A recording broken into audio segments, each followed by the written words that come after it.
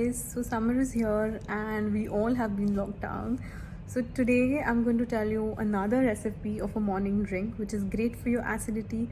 It's amazing for your blood sugar levels and it is something which is extremely hydrating.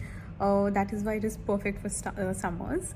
And all you have to do for that is soak 1 teaspoon of Sabja seeds, which is also called as Basil seeds. Soak 1 teaspoon of Methi seeds, which is called as Methi dana, and soak it nicely overnight and add it to a glass in the morning, and just add a little bit of lemon and drink it up. This is amazing for your immunity, it's great for your metabolism, it's extremely hydrating, it's very good for your gut, and it is one of the best drinks for those who have chronic acidity problems, who have chronic gut toxicity, or whose gut and digestive system is very sensitive.